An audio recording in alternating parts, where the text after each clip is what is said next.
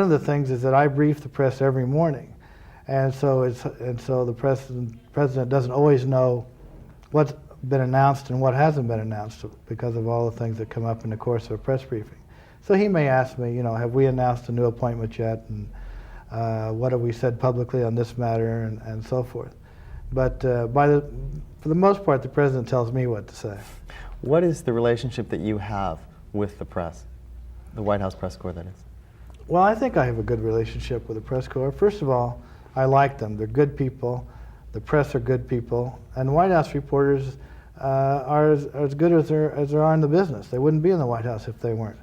And sometimes they press me to the breaking point almost, and sometimes it gets a little irritating to get 30 people asking exactly the same questions.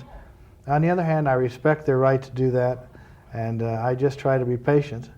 And I try to remember one thing Larry Speakes told me before he left, which was you don't have to explain what you don't say. And so I try to keep from saying what I don't want to explain. Briefly, Larry Speakes has written a book, and in that book we all know about that he had said something that, quoting the president, saying it was a quote, but it really wasn't. Mm-hmm. How'd that affect you? Well, that was an unfortunate episode because I had worked for Larry, and I don't share that belief that that's an appropriate thing to do. So when it came up, I just had to deal with it in that way. I said, I don't believe in this, and I won't do that. I don't work that way. And it was an episode that passed fairly quickly. But you hear stories, people saying, "Oh, it happens all the time." You never know. No one would ever know. Who cares? It's probably what the president would have been thinking anyways. What's your response to something like that? Well, it doesn't happen all the time. For example, I'm around the president all day long, as we talked about at the beginning of the show, and I know what the president thinks. I take notes on what he says. There are plenty of quotes to give out to the press. The press is always asking for quotes. They always want to know, what did the president say? What are his words? And I make it my business to write those things down and to know what he said on various subjects. But it's not necessary to make up quotes. And there are times when we'll want to give a quote on a subject, and I will jot something down and go to the president and say, does this seem reasonable, or would you approve this? Or in which case he approves some language to say. But otherwise, it's just not necessary. Has there been a time during your tenure that you've been in the dark, so to speak? I know that Larry talked about not knowing about the invasion of Grenada. He knew it like just maybe an hour before it happened. Mm-hmm. Has there been a situation like that with you? No, there hasn't. I'm very pleased with that situation. I've had a very good relationship with all of the White House staff and with the president. I've never had a problem like that. I'm very close to Colin Powell, who's General Powell is the President's National Security Advisor, and Ken Duberstein, who's the President's Chief of Staff. And it just hasn't come up. And it shouldn't. A good press secretary should be included in everything. And sometimes you have to prove to the rest of the staff that you know how to handle information and how to deal with their policies and their programs. But that's possible. And once that's done, they'll tell you what's happening, and it shouldn't be a problem. Well, we want to find out what you do while you're in Santa Barbara, and we're going to find out right after this, so stay with us. We'll continue our conversation with Marlin Fitzwater.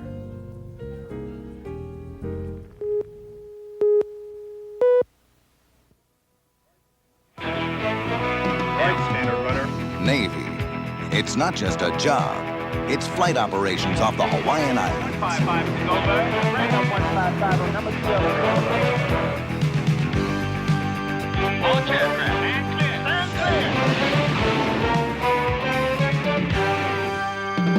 It's a missile exercise in the Caribbean.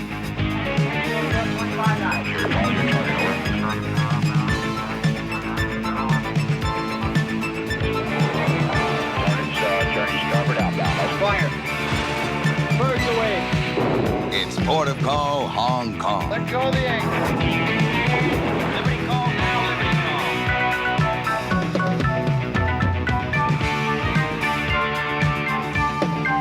call. Most jobs promise you the world. The Navy delivers. See your recruiter. Navy. It's not just a job, it's an adventure. And welcome back. This is Around the Town, and we're talking with Marlin Fitzwater, the White House spokesman. Marlin, you've been in Santa Barbara now for the last 3 or 4 years? 3 years. Well, 6 years actually all total, although I had a 2-year break there when I was with Vice President Bush. Everyone wants to know, all the Santa Barbara residents want to know, what do you do in Santa Barbara as opposed to when you're in Washington? What are some of the differences on your day-to-day routines? Well, Santa Barbara is terrific, and the biggest difference, of course, is the weather. When you step off of that airplane out of Point Mugu Naval Air Station at 70 degrees and it's 104 in Washington, that's the big difference. But Santa Barbara is a wonderful place to be on a temporary basis or for vacation, I'm sure, because of all the restaurants, the environment, of course, is so beautiful here with the ocean and the mountains, and there's sailing, and we go horseback riding, so there's no lack of things to do in Santa Barbara, that's for sure.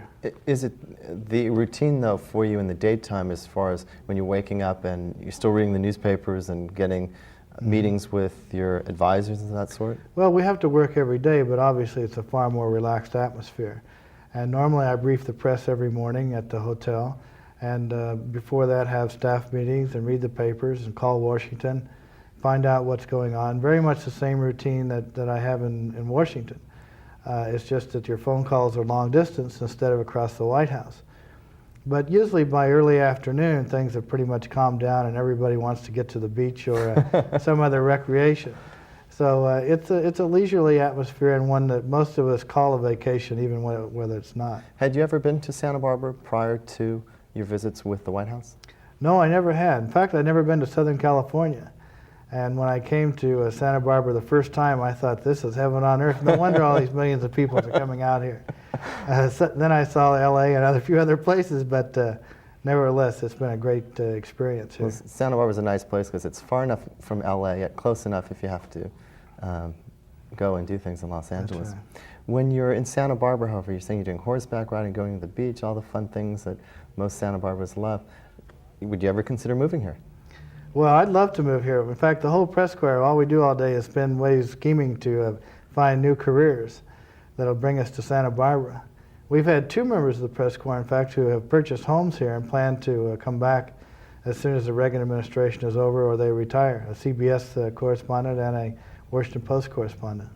What about after January 20th? What are some of your plans? Well, I haven't really had a chance to think about those. We have a lot to do yet between now and November, and then on again between November and January. And I just haven't had a chance to focus on my personal plans at the moment. Oh, come on, you can tell us. Well, no, this on. is true. This is true. Everybody says, well, the first thing you have to do is decide what you want to do. Well, asking somebody what they want to do in life is the toughest thing there is. So I think it's most likely some corporation. Public affairs, but then I might also be involved in trying to start my own company in Washington, or even academic life has some appeal to me, so I just haven't had a chance to sort it all out yet. Do you think a book might be around the corner? Well, I don't know. We've had kind of bad experience with books here lately. I think it might be possible to write a book. Certainly I wouldn't mind writing one on my experiences with the press corps. I wouldn't mind writing a kind of a textbook on press relations, something along that line. Do you read the books? Do you read the books from Ronald Reagan and Larry Speaks? I read some of the books, right? And those 2 books, actually, I've read parts of them, but not all of them. But every press secretary since Kennedy's, Pierre Salinger, has written a book. And I made this point when Larry's book came out, that it certainly is possible to write a book about life in the White House without trashing your president. And indeed, there may be some historical responsibility to reflect on those events. And I think at some point I might like to write about the press in the White House and the things that went on. But it would be very flattering to Ronald Reagan, I assure you, because he's done a lot for me, and I owe a lot to him, and it's been a wonderful experience. What is the most difficult part of your job? I think the most difficult part is just learning. But it's also the most rewarding. One of the things that I've discovered about myself in this job is an amazing capacity to learn. And somehow it had eluded me through a college career that's somewhat less than illustrious. But I found that I can absorb an amazing amount of information in a short period of time.